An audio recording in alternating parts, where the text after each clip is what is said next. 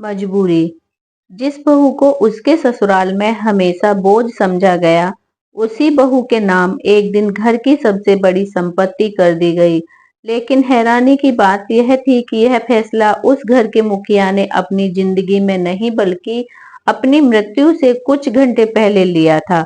उसने जाते जाते सिर्फ इतना कहा था कि इस लड़की को कभी कमजोर मत समझना, क्योंकि जिस दिन इसका सच सामने आएगा, उस दिन इस घर के कई रिश्तों की असली कीमत पता चल जाएगी। आखिर एक साधारण बहू के पास ऐसा कौन सा राज था? क्यों उसकी सास उससे हमेशा नाराज रहती थी? और वह कौन सी बात थी जिसे परिवार पिछले 10 साल से छिपा रहा था? कहानी के अंत तक जरूर बने रहें, क्योंकि आखिरी राज शायद आपको भी सोचने पर मजबूर कर देगा। अगर आपको ऐसी भावुक और पारिवारिक कहानियां पसंद हैं तो वीडियो को लाइक करें, चैनल को सब्सक्राइब करें और अपनी राय कमेंट में जरूर बताएं। अब शुरू करते हैं कहानी। मजबूरी। सावित्री के घर में उस दिन बहुत सन्नाटा था। एक छोटी सी रसोई में उसकी माँ चुपचाप चूल्हे के पास बैठी थी और पिता दवाइयों की पर्ची हाथ में लिए बार बार हिसाब लगा रहे थे। घर की हालत कई महीनों से ठीक नहीं थी। पिता की नौकरी छूट चुकी थी और छोटे भाई की पढ़ाई का खर्च भी बढ़ता जा रहा था। ऐसे में जब शहर के एक बड़े परिवार से सावित्री का रिश्ता आया तो घर में खुशी से ज्यादा चिंता फैल गई। लड़का निखिल शहर में एक बड़ी कंपनी में काम करता था। परिवार के पास अपना मकान, कारोबार और अच्छी खासी संपत्ति थी। सावित्री की माँ को सबसे ज्यादा हैरानी इस बात की थी, उन्होंने उनकी बेटी में ऐसा क्या देखा जबकि उनके घर में देने के लिए दहेज नहीं, ना बड़ी रकम रिश्ता लेकर आई। महिला ने बस इतना कहा था, हमें पैसे वाली लड़की नहीं चाहिए, हमें ऐसी बहू चाहिए जो घर संभाल सके। माँ ने सावित्री को समझाया, बेटी फैसला सोच समझकर करना, बड़ा घर देखकर कभी अपनी जिंदगी का फैसला मत करना। सावित्री कुछ देर तक चुप रही, फिर उसने माँ का हाथ पकड़कर कहा, अगर मेरी शादी से घर का बोझ थोड़ा कम हो सकता है तो मैं तैयार हूँ। उसे खुद नहीं पता था कि उसने यह फैसला अपनी खुशी के लिए किया था या अपने परिवार की मजबूरी के लिए। शादी सादगी से हुई। ससुराल पहुंचते ही सावित्री ने महसूस कर लिया कि यह घर जितना बाहर से बड़ा है दिखाई दे रहा है, उतना ही उलझा हुआ अंदर से है। सास कमला देवी ने उसे देखते ही कहा, हमारे घर में बहुएं आराम करने नहीं आती हैं, घर की जिम्मेदारी समझकर आती हैं। सावित्री ने सिर झुका दिया। ससुर श्यामलाल जी का व्यवहार बिल्कुल अलग था। उन्होंने उसे बेटी की तरह आशीर्वाद दिया और कहा, बेटी किसी बात की परेशानी हो तो मुझसे कहना। निखिल शांत स्वभाव का था। शादी के बाद उसने सावित्री से बहुत ज्यादा बातें नहीं की। वह सुबह ऑफिस चला जाता और रात में देर से लौटता। सावित्री को लगा कि शायद समय के साथ दोनों एक दूसरे को समझ पाएंगे, लेकिन ससुराल में समय उनके लिए आसान नहीं था। सुबह से रात तक घर का काम, सास की उम्मीदें, रिश्तेदारों के ताने और हर छोटी बात पर तुलना। कभी खाने में नमक थोड़ा ज्यादा हो जाता तो कमला देवी कहती, तुम्हारी माँ ने घर चलाना नहीं सिखाया। सावित्री हर बार चुप रहती। एक दिन पड़ोस की एक महिला ने कमला देवी से कहा, बहू तो बहुत शांत है। कमला देवी ने मुस्कुराकर जवाब दिया, शांत है या समझदार बनने का नाटक करती है, ये तो समय बताएगा। यह बात सावित्री ने सुन ली। उस रात वह छत पर बैठकर बहुत देर तक रोती रही। तभी पीछे से श्यामलाल जी आए। उन्होंने कुछ नहीं पूछा, बस उसके पास एक गिलास पानी रखकर बोले, बेटी घर को समझने में थोड़ा समय लग सकता है, तुम अपना मन छोटा मत करना। सावित्री ने आंसू पोंछते हुए पूछा, पिताजी क्या मैं इस घर की अपनी नहीं हूँ? श्यामलाल जी कुछ पल चुप रहे, फिर बोले, कभी कभी घर किसी घर में अपना बनने के लिए खून का रिश्ता नहीं, बस थोड़ा धैर्य चाहिए। उनकी बात सावित्री के दिल में उतर गई। लेकिन उसी रात उसने नीचे स्टोर रूम से आती धीमी आवाज सुनी। कमला देवी किसी से कह रही थी, जब तक यह बात घर के बाहर नहीं जाती सब ठीक है, लेकिन अगर सावित्री को पुराने कागजों के बारे में पता चल गया तो बहुत परेशानी होगी। सावित्री वहीं रुक गई। पुराने कागज? आखिर कौन से कागज? और उनका उससे क्या संबंध था? वह धीरे से वापस अपने कमरे में आ गई। उस रात पहली बार उसे लगा कि उसके ससुराल में सिर्फ रिश्ता की कड़वाहट नहीं, बल्कि कोई पुराना राज भी छुपा है। और उसे बिल्कुल अंदाजा नहीं था कि उस राज का संबंध उसकी अपनी माँ से था। अगले दिन सावित्री ने कमला देवी से उस बात के बारे में पूछने की हिम्मत नहीं की। उसे डर था कि कहीं उसी की बात से घर का माहौल और खराब ना हो जाए। लेकिन उसके मन में एक सवाल लगातार घूम रहा था, उसकी माँ और इस परिवार के बीच आखिर ऐसा क्या रिश्ता था जिसे उसने छिपाया जा रहा था। कुछ दिनों बाद श्यामलाल जी की तबीयत अचानक खराब हो गई। उन्हें अस्पताल ले जाना पड़ा। घर के सभी लोग परेशान थे। सावित्री पूरी रात अस्पताल में उनके पास बैठी रही। निखिल भी पहली बार उसके साथ चुपचाप बैठा रहा। सुबह डॉक्टर ने कहा कि अब चिंता की बात नहीं है। घर लौटते समय श्यामलाल जी ने सावित्री को बुलाया और कहा, बेटी, अगर कभी तुम्हें मेरे पुराने सामान में कोई लाल फाइल मिले तो उसे किसी के सामने मत खोलना, पहले मुझे बताना। सावित्री ने हैरानी से पूछा, उसमें ऐसा क्या है? उन्होंने जवाब नहीं दिया। कुछ दिनों बाद सावित्री को वही लाल फाइल घर की पुरानी अलमारी में मिल गई। उसने उसे हाथ में लिया ही था कि पीछे से कमला देवी की आवाज आई, तुम्हें यह फाइल कहाँ मिली? सावित्री घबरा गई। कमला देवी ने तुरंत फाइल उनके उसके हाथ में से ले ली और बोली, कुछ चीजें जितनी कम जानो उतना तुम्हारे लिए अच्छा है। उस रात सावित्री के मन में बेचैनी थी। तभी निखिल कमरे में आया। उसने सावित्री को परेशान देखा तो पूछा, क्या हुआ? सावित्री ने सारी बात बता दी। निखिल कुछ देर तक चुप रहा, फिर बोला, मेरी माँ कुछ बातें तुमसे भी छुपाती हैं, लेकिन पिताजी के व्यवहार से लगता है कि बात बहुत पुरानी है। दोनों ने तय किया कि बिना किसी को बताए सच पता करेंगे। अगली सुबह श्यामलाल जी ने सावित्री को अपने कमरे में बुलाया। उनके हाथ में एक पुरानी तस्वीर थी। तस्वीर देखते ही सावित्री के चेहरे का रंग बदल गया। उस तस्वीर में उसके पिता थे और उनके साथ श्यामलाल जी खड़े थे। सावित्री ने कांपती आवाज में पूछा, आप मेरे पिताजी को जानते हैं? श्यामलाल जी ने आंखें बंद कर ली। उन्होंने कहा, जानता ही नहीं था, कभी वह मेरा सबसे भरोसेमंद दोस्त था। फिर उन्होंने बताया कि लगभग 15 साल पहले दोनों ने मिलकर एक छोटा सा कारोबार शुरू किया था। कारोबार अच्छा चल रहा था, लेकिन एक बड़े सौदे के बाद उनके बीच गलतफहमी हो गई। कुछ कागजों में गड़बड़ी मिली और सारा दोष सावित्री के पिता पर लगा। लोग उन्हें धोखेबाज समझने लगे और कारोबार से निकाल दिया गया। सावित्री की आंखों से आंसू आ गए। लेकिन मेरे पिताजी ने तो हमेशा कहा कि उन्होंने कभी किसी का पैसा नहीं लिया। श्यामलाल जी ने धीरे से कहा, तुम्हारे पिता सच बोलते थे। सावित्री स्तब्ध रह गई। तो फिर इतने सालों तक उसके पिता पर लगा आरोप झूठा था?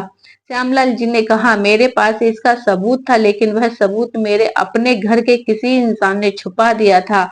सावित्री कुछ पूछ पाती उससे पहले कमरे के बाहर कुछ गिरने की आवाज आई। दरवाजा खुला तो वहां कमला देवी खड़ी थी।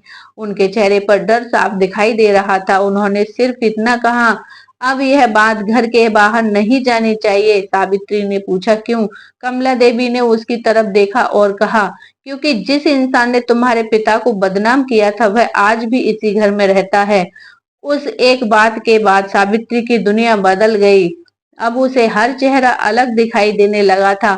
जिस परिवार को वह सिर्फ अपने ससुराल के रूप में जानती थी, उसी परिवार में कोई ऐसा व्यक्ति मौजूद मौजूद था जिसने उसके पिता की जिंदगी बर्बाद कर दी थी। निखिल को जब यह बात पता चली तो वह परेशान हो गया। उसने अपनी माँ से धीरे से सवाल किया, लेकिन कमला देवी ने कोई जवाब नहीं दिया। उन्होंने सिर्फ इतना कहा, कुछ सच ऐसे होते हैं जिन्हें जानने के बाद परिवार बचते नहीं। लेकिन अब सावित्री पीछे हटने वाली नहीं थी। उसने अपने पिता से बात की। पिता कुछ देर चुप रहे और फिर बोले, बेटी, मैंने तुम्हें कभी यह बात इसलिए नहीं बताई क्योंकि मैं नहीं चाहता था कि तुम्हारी शादी के बाद तुम्हारे सामने तुम्हारे ससुराल वालों का सच आए। सावित्री की आंखों से आंसू निकल आए। पिता ने बताया कि जिस कारोबार में गड़बड़ी हुई थी उसमें उनके हस्ताक्षर की नकल की गई थी। उनके पास इसका प्रमाण था, लेकिन वह प्रमाण अचानक गायब हो गया था। उन्होंने कई साल तक न्याय पाने की कोशिश की, लेकिन सबूत के बिना कोई उनकी बात मानने को तैयार नहीं था। सावित्री ने पूछा, वह सबूत अब कहाँ है? पिताजी ने कहा, मुझे नहीं पता। उसी श्यामलाल जी ने पूरे परिवार को बुलाया। उन्होंने सबके सामने कहा, अब समय आ गया है कि पुरानी बात का हिसाब पूरा किया जाए। कमला देवी की आंखों में डर था। उन्होंने अपनी अलमारी से वही लाल फाइल निकाली। उसमें कुछ पुराने बैंक रिकॉर्ड और दस्तावेज थे। सब लोग हैरान थे। श्यामलाल जी ने बताया कि वर्षों पहले उनके छोटे भाई सुरेश ने कारोबार के कुछ पैसे गलत जगह लगाए थे। जब हिसाब में कमी आई तो उसने सावित्री के पिता के हस्ताक्षर की नकल करके सारा दोष उन्हीं पर डाल दिया। लेकिन सबसे बड़ा राज यह था कि कमला देवी को इस बात का पता था। उन्होंने परिवार टूटने के डर से चुप्पी साध ली थी। सावित्री की आंखों में आंसू आ गए। वह अपनी सास को देखती रही। कमला देवी ने सिर झुका लिया। उन्होंने कहा, मैंने तुम्हारे पिता को दोषी नहीं समझा था, लेकिन मैं सच बोलने की हिम्मत नहीं कर पाई। मुझे डर था कि अगर मेरा पति और उसका भाई आमने सामने आ गए तो परिवार टूट जाएगा। सावित्री ने धीरे से कहा, माँ जी, परिवार चुप रहने में नहीं बसता, परिवार सच बोलने से बसता है। कमला देवी रो पड़ी, लेकिन तभी श्यामलाल जी ने एक और कागज सामने रखा। उन्होंने कहा, यह असली हिसाब है। इसमें साबित होता है कि नुकसान का पैसा सावित्री के पिता ने नहीं, सुरेश ने इस्तेमाल किया था। सुरेश ने सबके सामने सिर झुका दिया। इतने वर्षों का झूठ उसी कमरे में खत्म हो गया। लेकिन श्यामलाल जी ने फिर सावित्री की ओर देखा और कहा, बेटी, मैंने तुम्हें बहू बनाकर घर में इसलिए नहीं लाया था कि तुम्हारे पिता का हिसाब चुकता कर सकूं। मैंने तुम्हें इसलिए चुना क्योंकि तुम्हारी माँ ने कभी मेरी पत्नी की मदद की थी। सावित्री हैरान रह गई। उसे पता चला कि कई साल पहले उसकी माँ ने कमला देवी की बीमारी के समय उनकी मदद की थी। यानी जिस रिश्ते को सावित्री मजबूरी समझ रही थी, उसके पीछे एक पुराना एहसान भी था। लेकिन कहानी यहीं खत्म नहीं होती। अगले दिन श्यामलाल जी ने निखिल को अपने पास बुलाकर कहा, अगर तुम सावित्री को सिर्फ इसलिए पत्नी मानते हो क्योंकि वह तुम्हारे घर की बहू है, तो तुम उनके साथ अन्याय करोगे। लेकिन अगर तुम उसे उसके अपने व्यक्तित्व के लिए सम्मान दे सको तो यह रिश्ता सच में पूरा होगा। निखिल ने पहली बार सावित्री की तरफ देखकर कहा, मैंने उसे समझने में बहुत देर कर दी। कुछ महीने बीत गए। घर का माहौल धीरे धीरे बदलने लगा। कमला देवी अब सावित्री से हर बात पर नाराज नहीं होती थी, बल्कि कई बार खुद उसके पास बैठकर बातें करती थी। दोनों के बीच जो दूरी थी वह धीरे धीरे कम होने लगी। निखिल भी पहले जैसा नहीं रहा। उसने सावित्री की हर बात सुनना शुरू कर दिया। अब घर की जिम्मेदारियां सिर्फ उसकी नहीं थी, दोनों मिलकर फैसले लेते थे। एक दिन सावित्री अपने मायके गई।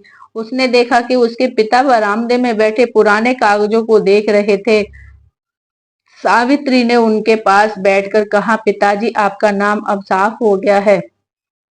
पिता ने मुस्कुराकर कहा, मुझे अपने नाम से ज्यादा खुशी इस बात की है कि मेरी बेटी ने अपने ससुराल में अपना सम्मान बना लिया।